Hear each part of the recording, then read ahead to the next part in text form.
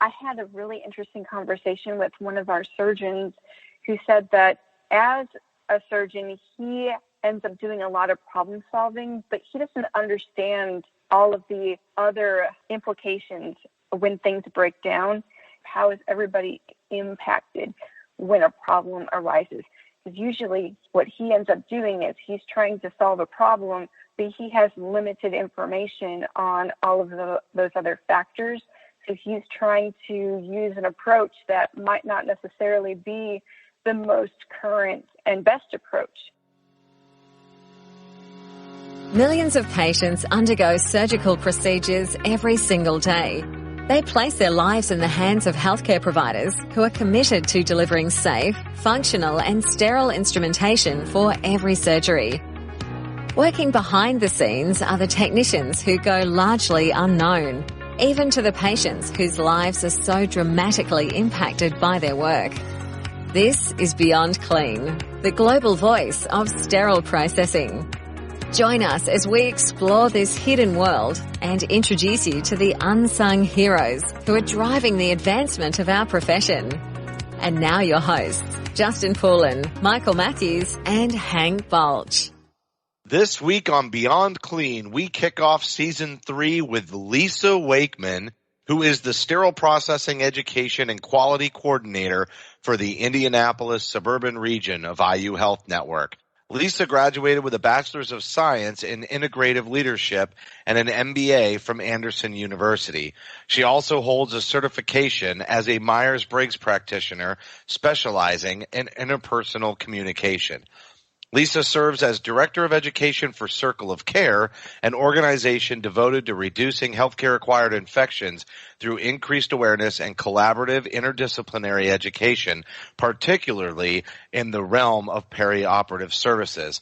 She's also very active and holds memberships with Isham, AMI, AORN, SGNA, and APIC, staying current on activities and publications for those organizations.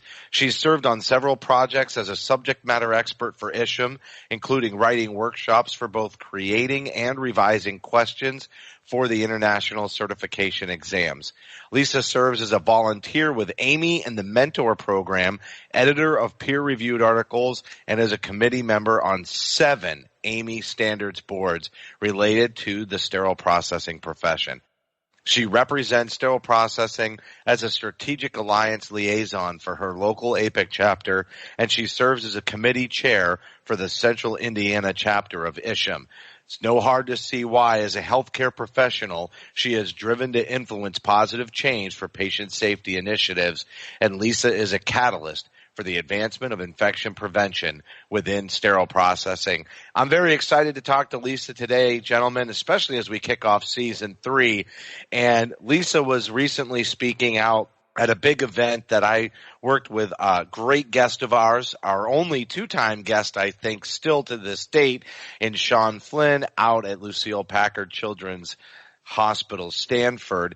And she did an amazing job on point-of-use cleaning, gave a lot of tools to the people who were attending, and I thought she really needs to come on the show and talk about this as well, especially because of the process that they went through at IU Health to put all that information together and really get it out to the entire organization. So looking forward to speaking with Lisa.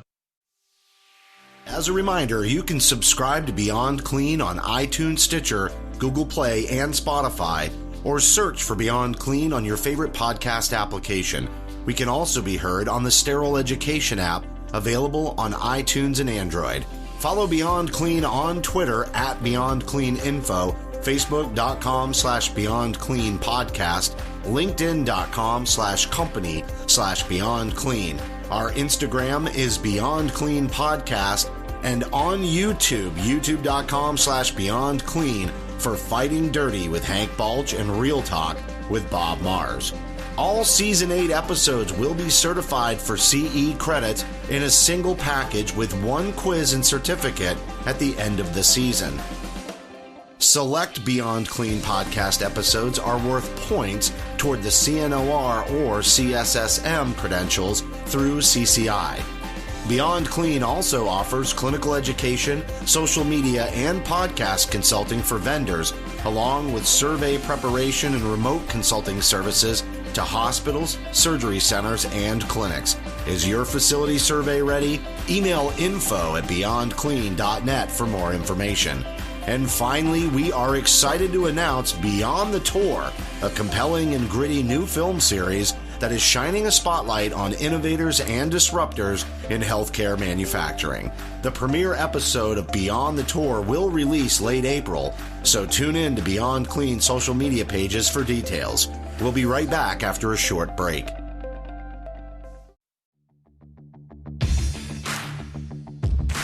HealthMark has intelligent cleaning solutions for your cleaning verification program, including products to measure water temperature, water quality, cleaning efficiency, and directly test for residual soil left on instruments. Find out more about products like the Cart Wash Check that tests for mechanical efficiency and target temperature, the Hemo Check that can detect beyond what the eye can see. Find your tools for cleaning verification at hmark.com. There you will learn about our TOSI and Sono Check that test the performance of mechanical washers as recommended in sterilization standards guidelines. Also, check out performanceqa.com. It's a secure online database that allows you to record statistics for the performance of your decontamination procedures, including test results from HealthMark's Performance line of monitoring products. With this cloud-based database, you can record data, generate reports, and track the performance of your cleaning equipment over time. Beyond Clean. Joining us now is Lisa Wakeman, Sterile Processing Education and Quality Coordinator for the Indianapolis Suburban region of IU Health Network. Lisa, we're happy to have you on the show, and we're going to be talking about point of use, something that I saw you speak at Sean Flynn's conference out in Stanford. It was a great event. It was great to have you there, and I know we both had a chance to present to quite an engaging audience, but you did a lot of good work that you shared with that audience, and I'm hoping you'll be able to present that to our listeners today. I'm so glad to be on the show with you guys today. Thanks for inviting me. Let me kick it off with point of use cleaning. It's often misunderstood, and a lot of times people think, oh, it's just throwing that pre-soak enzymatic detergent or the foam or the gel after the case is over. But obviously it's much more comprehensive than that. And maybe you should just define point of use and give everybody the parameters of just how expansive it is, according to a lot of recommendations and industry guidelines. You know, point of use cleaning is comprehensive, but it's not complicated. All it is removing gross soil before it has a chance to get hard on the surface. So whether it's flushing a lumen, brushing a channel, or wiping the surface of an instrument, it's really that simple. And so, Lisa, this whole conversation is not a new conversation when it comes to point of use cleaning, but obviously there's a lot of increased emphasis on it here recently, and I know some of that, we see that emphasis coming out in various news articles, but can you speak to what is prompting this renewed interest and focus on this topic in particular? I really think there's significant evidence that there's been a problem for a very long time. However, increasing media attention of dirty instruments making it to the field has brought a greater emphasis on addressing the issues. There are many factors that contribute to this problem, such as inconsistencies to manufacturers' IFUs and lack of adequate tools, such as visual inspection aids, and lack of consistent education and support. I think that the biggest thing that's made a difference is people are starting to understand that it's everybody's problem. It's not just our hospital or the hospital down the street. This is happening everywhere. That's a great point, and I'll tell you, kind of a nerd when it comes to these news stories that hit, and I'm always trying to dig in behind the headline. Obviously, that's what pulls the readers in, and there's a short article, but I'm trying to read between the lines to say, yeah, what was the issue? What prompted this? And oftentimes, it could be many months later, the actual CMS report will come out. It will show exactly what you're talking about. Yes, there's multiple quality issues, but 90% of these recent big quality things that hit the news, it comes back to at least one particular finding around this whole point of use question. And a great example, if folks want to look up the big Detroit medical one, you can see in their CMS report that many observations for either a lack of or inconsistent point of use cleaning in their ORs, down through that whole process. So yeah, you're totally right. And it's not just the media, obviously. It's these accreditation organizations such as Joint Commission now who have seen that media and caught that emphasis like what you referenced. Now they're bringing to bear their own focus, which obviously that has a tendency to light a fire under folks to get, collaboration and focus and resources into fixing this problem. And I guess, to going to that, I did want to ask, what are some of the risks then for point of use cleaning practices? So what can happen if we start to drop the ball on this process? So we know that biofilms are created when they're allowed to sit on the surface of the instrument for a long period of time. And that causes corrosion, which can break down the instrument. We also know that the instruments are increasingly difficult to clean when bioburden is allowed to dry on the interior components of more complex instruments, making it extremely challenging to remove.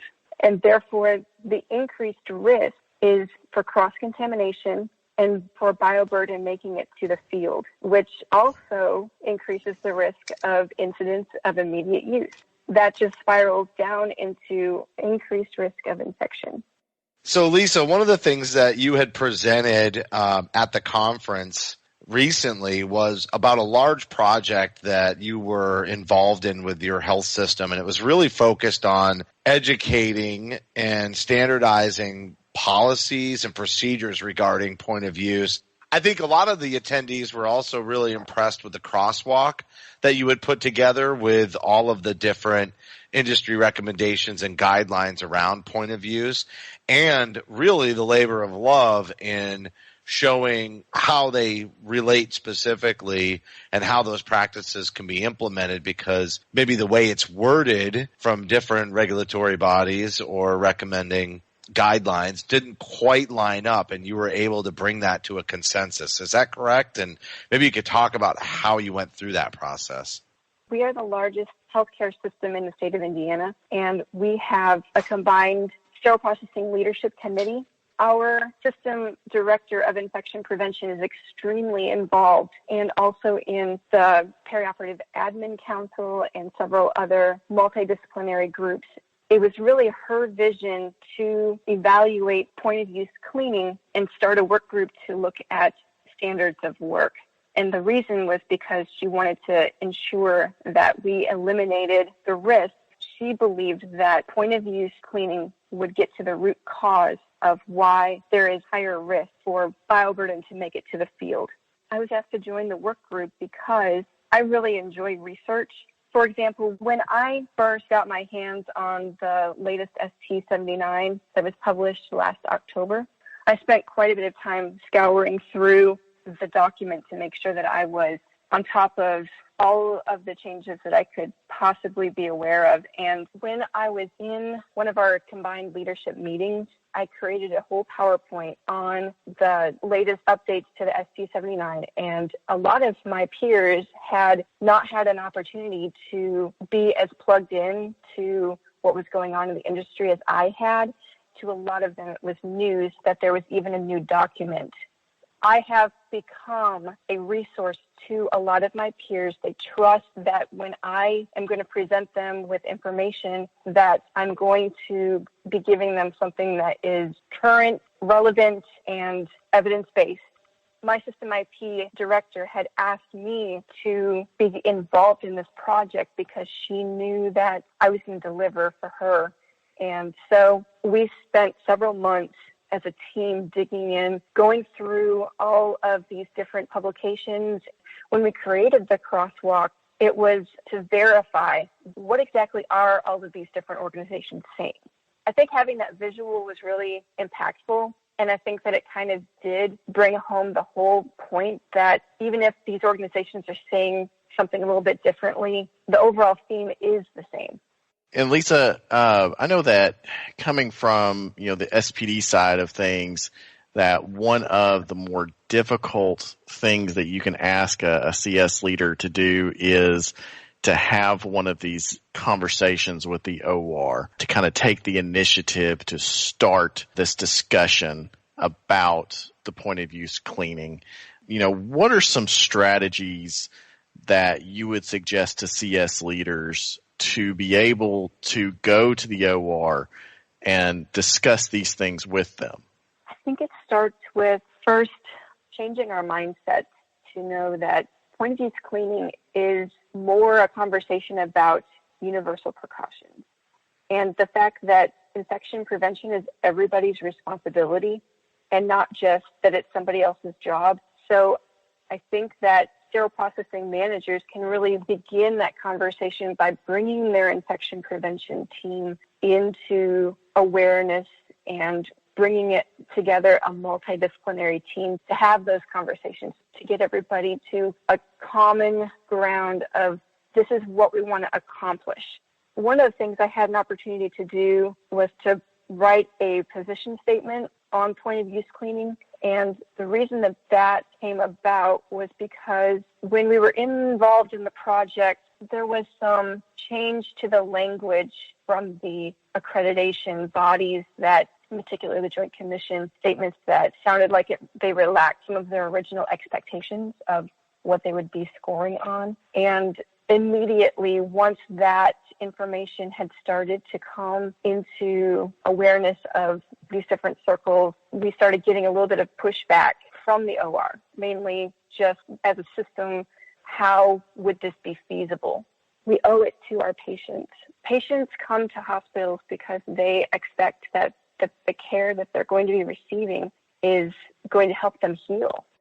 So, Lisa, one of the things that I was not surprised about in your comment, and I know you didn't quite say this, but you mentioned the Joint Commission came out with some new guidance or, updated the way that they were scoring this topic. And wouldn't you know, the industry was a little confused, or maybe it didn't have the impact that the Joint Commission had anticipated. So instead of actually driving a safer practice, it was making this whole conversation in regards to point of use cleaning more complicated or harder maybe for sterile processing folks to get the type of compliance across the whole continuum of care. And again, that's what this is all about, getting everyone on the team to pull the same direction to ensure that patients are safe from surgery to surgery to surgery. It's not a one-way flow and then we're done. It starts again. And where does it start? At the point of use. And so, again, I know that the listeners, might have heard that, the Joint Commission came out with additional guidance, and the assumption would be that it was clarifying guidance or clarifying scoring, but oftentimes that's not the case. And it's not, I don't want to throw the Joint Commission under the bus for being the only one that has confusing instructions coming out there. We've made a reference to manufacturers also struggle in that area, and even our own guidelines and industry recommendations also have some conflicting guidance there as well. But that's why it comes back to having that collaborative mindset at the facility level, that we're going to work through those gray areas to come into an agreement that does not just benefit one team or the other. It's actually benefiting the patient. So I thought that you brought that up very well on that. And I wanted to follow up there. The purpose of this podcast always is giving our listeners a nugget to walk away with. It's not just to change minds, but to change practice. And in your particular position, then, you have gotten to see this practice change. What are some of the strategies that you used and have used to maintain and hardwire this type of compliance when it comes to point of use cleaning? We set up the guardrails of the minimal expectations of point of use cleanings. We had standards of work that showed pictures of what good looked like and showed how case carts should be loaded from the OR before the instruments are sent down to decontam. We had standards of work for a flow. Each step that should be taken with the rationale, then really we had to just make it really simple and say, if an accreditation body was going to stop evaluating or stop scoring on hand washing, it wouldn't mean that we would stop performing hand hygiene to the level that we do just because we weren't going to be scored. We looked at point of use cleaning as the same high standard, that we were going to deliver the best possible minimal standard on a consistent basis. And it took buy-in from the very, very top and a commitment to delivering the best possible care that we can to our patients. This is still very new. So as far as consistency goes, we're still working on that. But we've built the standards of practice so that consistency can be maintained.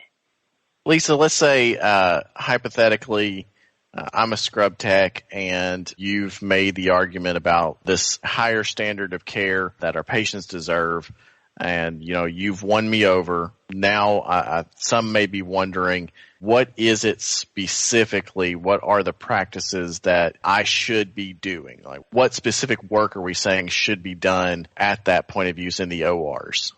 Oh, I think we're finding that there's still a lot of confusion about saline on the field and about sterile water even being on the field. And I think that scrub tech, they go to school knowing, in surgical technology school, they are trained not to pass a dirty instrument to a surgeon. And so they already equipped with the knowledge of what they should be doing. And then when they get into the workforce, the culture isn't conducive for them to be able to perform. And so I think a lot of times they're challenged to fit in with that culture, or, they have an ethical dilemma.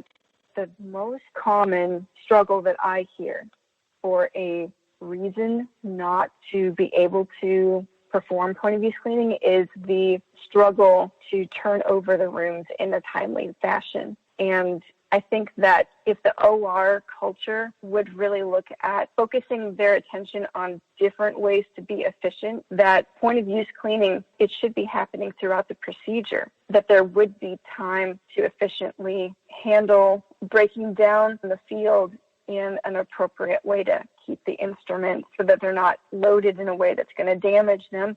Point of use is more than just cleaning. It's keeping the instruments separated so that delicate instruments are not underneath heavier instruments and so forth.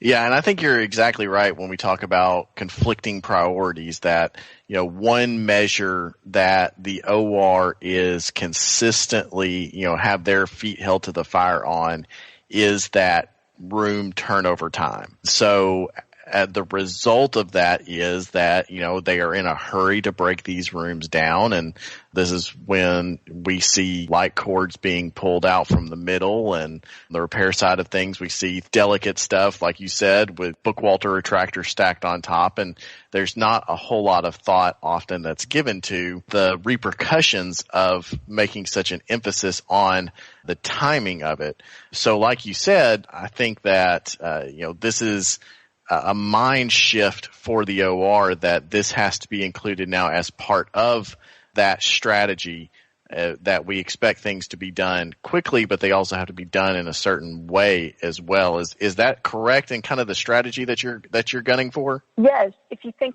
about it, sterile processing is a cost center, so we're not revenue producing. However, in the OR, there is that drive to turn over cases so that we can increase volume to sustain the hospital. And while all of that is understood and important, it's also important to note that it's a vicious cycle, because when instruments are not handled in a way that extends their useful life, that includes point of use cleaning, because when bioburden's left to dry, they can become impacted and not function appropriately. That might be several uses later, when that item is serviced, then it's discovered that there was bioburden embedded inside of it. So the cost of repairs, the cost of replacing instruments that are damaged and broken, the cost of potential infection, all of these things eat away at the whole rationale for the rapid turnover. So I feel that if the emphasis could be somehow turned toward proactive measures that are efficient and cost effective, that the whole sense of urgency on the OR side to flip these rooms, to add another procedure, to bump another case. I guess my whole point is we're looking at the wrong things. So, Lisa, I did want to jump in here and follow up to your quick comment about that bioburden, especially the stuff that's getting impacted into instruments. And if you talk to any instrument repair technician on a truck, they're going to tell you stories about instruments they have taken apart, and they have seen all this bioburden in there. So the question, for a lot of folks in the industry is, if this has been in here through multiple patients, where is this data that's tying back potential surgical site infections to multiple use of instruments? Like, we see it in scopes, but it's a lot easier to keep track of a $50,000 scope than it is to keep track of one Kerrison Rongeur, but there could still be potential. And I know there's a lot of work going on, and we've actually talked to a couple of folks on podcasts in previous seasons. We may talk to a couple of more, who are trying to answer that instrument to patient tracking. But this conversation again is, even without knowing the numbers, we know that retained bioburden through multiple processing cycles is a problem, So I thought that was a very important point that you made. And I did want to ask, before we transition into talking about an upcoming conference, that if you were to bring a particular guideline or industry standard into conversation with your OR team, what are the clearest standards out there or guidelines, or are there particular articles or studies that you have found very persuasive to your peers in the OR to get this collaboration going? The Association for Surgical Technologists has published a recent revision to their guidelines for breaking down the sterile field. And in that document, they have detailed what the surgical technologist should be doing, especially at the point of use. That position statement was very compelling as to what good looks like. So, Lisa, one of the other reasons we wanted to bring you on the show is because you've done some amazing work with IU Health and Circle of Care to put on what I would consider to be an unprecedented seminar. It's coming up, I believe, February 23rd. I'm very grateful that you asked me to bring my limited knowledge as compared to so many others in the industry to the table to speak at this event. I'm very excited to do that. And I know the lineup is really phenomenal. But more than anything, I thought maybe you could just at first talk about what does make this so unique. Not only the size of it being a I would say, ISHM annual seminar, the capacity is phenomenal. But you've also got CMEs approved, and you've got a physician track and different tracks. And I think the biggest thing is that this is really meant to bring lots of cross-functional teams together and place an emphasis on sterile processing, as you mentioned, not a revenue generator, but so critical to patient care. Yes, what makes Circle of Care so unique is that, first of all, we recognize that all of these different organizations exist for a very important reason. You have to have the expert knowledge. And so those niches are incredibly important. However, when those niche specialties exist in and of themselves alone in silos, then the ability for, I guess, the lack of communication, there are gaps for communication, and opportunities are missed to be able to address issues that everybody deals with. We believe that by bringing all of the disciplines together at the same table of conversation, that it provides a platform to really do problem solving and create that influence.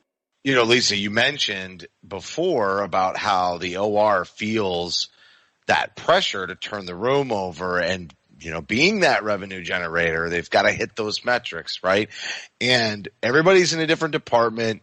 A lot of them are very siloed, but even if they were all together, just the pace of a day doesn't leave a lot of room for reflection and other perspectives being brought to the table, where you can really dig in on it. And I think that's what the Circle of Care, obviously that's one of the missions of the organization, but definitely for this seminar, what's being accomplished is bringing all those people to an event where they gain each other's perspective. I know that there's going to be a lot of hands-on at the event as well. And I think it's in those moments, not necessarily just sitting and learning and from a presentation format and an audience, but then when they really start to engage each other, but not engage each other with a patient's life on the table, they have that opportunity to talk to each other and say, whoa, hold on, let's stop, let's back it up. Can you show me what you were doing right then? Because you really aren't afforded those opportunities during a regular workday all the time. That's right. And I had a really interesting conversation with one of our surgeons who said that as a surgeon, he ends up doing a lot of problem solving, but he doesn't understand all of the other implications when things break down.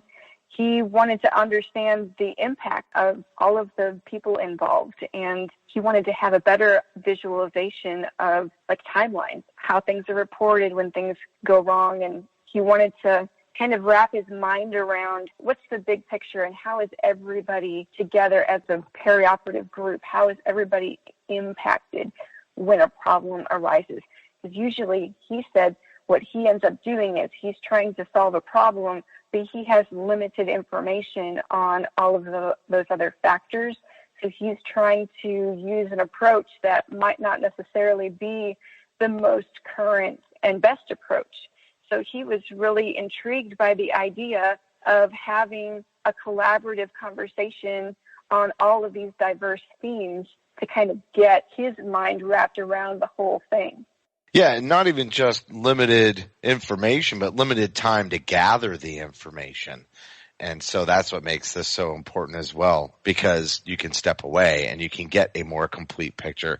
Everybody's just kind of under pressure. I think that's one of the things that makes it tough. And, Peter Nickel, somebody who's been a guest on our show and is going to be coming up again in the future, but we had Peter obviously out to the Stanford seminar with us. He was a keynote speaker there. I think we're seeing a lot more physician interest in this area, or surgeon interest in sterile processing, and probably for the reasons you just described. And, I know you're going to have Peter at this event as well. And I think you have some other pretty big headlining, if not surgeons, definitely doctors, be it PhD or epidemiology. I think you have somebody from the CDC coming to speak. Yes, we do. Dr. Benowitz. One of the reasons why we were so thrilled to have Dr. Benowitz on as a speaker is because he is investigating medical device pathology. And bringing that level of intellect to this conversation is really going to take this to a whole other level. Mentioned earlier, again, tying those links together of, do medical devices cause these infections, and if so, how do we prove it? And when we're talking support, some of the support, even if you have a collaborative team, will go back to equipment. Do the teams have the right transport containers? Do they have the right chemicals at the point of use? Do they have the right equipment for cleaning on through the process and inspection on the clean side? And again, when you start talking resources, that's what has to come back to this causal link. And yeah, that's a fantastic addition to an already diverse and innovative conference to say, well, let's look at these devices and see, what studies and what research has been done to tie those together, and, how does that work? And I think Justin mentioned, with Peter Nickel there, obviously, but you've also got a couple of other Beyond Clean alumni coming to take part as well. Brian Reed, I know, will be there, along with Bob Mars as well. And, of course, with all the collaboration, through the podcast, we're going to be supporting and promoting this conference through all of Season 3. I'm planning on being there as well. So at the very least, along with, the 1,000+ other folks that you'll have there, we can have a little Beyond Clean reunion perhaps on the side one of the evenings there. Super excited about that. Was there anybody else that you wanted to mention just guest-wise? Yes, Wava Truscott is going to be speaking, and we have an FDA liaison who has been on several AMI work groups related to sterile processing, and his name is Ramesh Panguluri. We have Tim Duggar. He is a career coach. He has 34 years of experience, and he is outstanding as a speaker, presenter, and has so much. He just loves working with people. So his topic is going to be on sustaining stable teams, employee retention, which is a huge issue in perioperative services. We have Sylvia Garcia-Huchins, the Director of Infection Prevention for Standards Interpretation of the Joint Commission. And we also have some breakout sessions that we're going to be doing, and Sean Flynn and Stephen Kovac and Mary Ann Drosnock will all be there as well. Those are some good names from our show. You have more names from our show than we can even remember to mention. Yeah, we're so thrilled to have such a diverse group of passionate people. These people have invested a lot of their career into research and education and expertise, and to bring all of these people together. I'm so excited about the impact that it's going to have for the attendees and how it will further the conversations that will ripple into the hospitals. I think the thing that I'm the most excited about is getting professionals engaged in taking action. You know, Justin, one of the things that we heard at the Lucille Packard event was that the seminar felt more like a call to action than just an educational experience. And that is what we really want this seminar to be, is to carry that message forward, that people will take back to their facilities and take ownership and make a real difference in their work environment and building those relationships, delivering the best possible outcome for their patients that they can. Well, I'll tell you, it's definitely wide-reaching because even as we record this several weeks before it will air, I know people that are out in the state of Pennsylvania where I live that want to make the trip for the event. And that speaks volumes because you knew that you would be impacting your local region, but to know already that there are people that want to be coming from states away or really speaks to what a great lineup you've put together and what a lot of thought has gone into it. I think the last thing we want to tell everybody is just how to register. So can you throw out information on where they can go to register for this event before it gets sold out? I know you've got a large capacity, but I have a lot of faith in this event not having seats available with several weeks to go. Yes, registration is on the Indiana University School of Medicine Office of Continuing Medical Education website. And you can get there through the Circle of Cares event page at cocteam.org. We are using the Whova app for our event. You can download the app and pick your scheduled track. You can choose which presenters you want to go to for the concurrent session, and you can see up-to-date events. You can network with other attendees and see all the bios of the speakers and the topics. There's hotels in walking distance. We have $5 vouchers for all-day parking in garages. It's at the NCAA Hall of Champions Conference Center, which is a huge venue in downtown Indianapolis. Lisa, I'm really looking forward to seeing you again out there. And I know we had a great time out on the West Coast despite all of the unfortunate fires that were going on while we were there. You know, obviously difficult impact on everybody out in the Bay Area and up and down the whole West Coast. But I'm looking forward to seeing you at a great time. And we're kind of getting the band back together from that event. Only obviously Hank's going to join us, and we've got some other past guests that didn't get to join us out at Stanford that will be involved in this as well. So hopefully we'll save some time for dinner and networking ourselves, you know, away from a very big and busy event. We definitely will. It's going to be a lot of fun. Yeah, we're all looking forward to it. Thank you so much for coming on the show, and we'll definitely be talking again soon. Thanks a lot, guys. That was Lisa Wakeman, Sterile Processing Education and Quality Coordinator for the Indianapolis Suburban region of IU Health Network. We talked about point of use, Mike. I think this one, really one of the hottest topics in the industry. It actually also happens to be the topic I'll be speaking on at the IU Health and Circle of Care conference coming up in February. And lots of, I think one thing I'm not sure that we talked about, but the Joint Commission, I know that they've put out numerous different updates, but they seem to be at one point this year placing an enormous amount of emphasis on point of use cleaning, so much that they were going to be driven in ORs to comply or potentially, get cited for not doing so. And I know they may have softened that somewhat, but I love what Lisa said about, there's a minimum standard and that this is really about universal precautions. Point of use cleaning isn't about whether or not you're going to get cited on your next Joint Commission survey. It's all about doing the right thing for the patients. And, I'll also echo what Hank said. Everybody knows that has ever worked in repair or been a repair technician or just, really reviewed that information or engaged with their repair technician. They know that there is bioburden hiding in these devices. And once it gets a chance to dry, it's a serious issue. And we really need those partners in the OR to help us out. Yeah, Justin, like you said, this is probably the hottest topic in the industry right now. I know you and I both work on the education side of things, and we get requests on this particular topic all the time, especially lately. And it's not surprising that the Joint Commission in particular has really decided to emphasize this. I think an article that they had posted said that in 2017, 72% of hospitals that they survey failed in some way or another regarding the standard of care that point of use care is included under. So they kind of looked at that standard and said, wow, there's a lot of people who are dropping the ball on this. So what do we really need to emphasize? And one of those points of emphasis was that point of use care.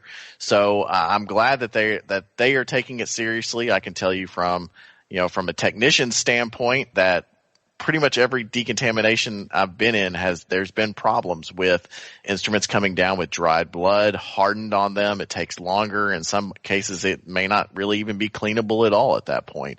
So this is a really significant patient safety issue. Along with that, I'm really, really excited for this conference that's going on with IU Health. That's going to be just a major, major event that I cannot wait to be a part of. Yeah, Lisa and her team have done an amazing job putting this together. I really do think it's completely unprecedented. It's going to be a great time, and I would encourage, as I mentioned, I know people that are going to be traveling from out of state to Indiana to attend this, and I would encourage other Beyond Clean listeners to do the same. That's going to do it for this week's show. As a reminder, you can help support us by subscribing to Beyond Clean on iTunes or Stitcher, and now also on Google Play and Spotify. Simply search for Beyond Clean Podcast. We'd certainly appreciate a rating and a review because your feedback is important to the show. And if you have any topics that you'd like us to cover on a future episode, or if you'd like to share a picture anonymously on our Instagram page, just send an email to info@beyondclean.net. On behalf of Hank, Mike, and myself, thank you for listening to another edition of Beyond Clean.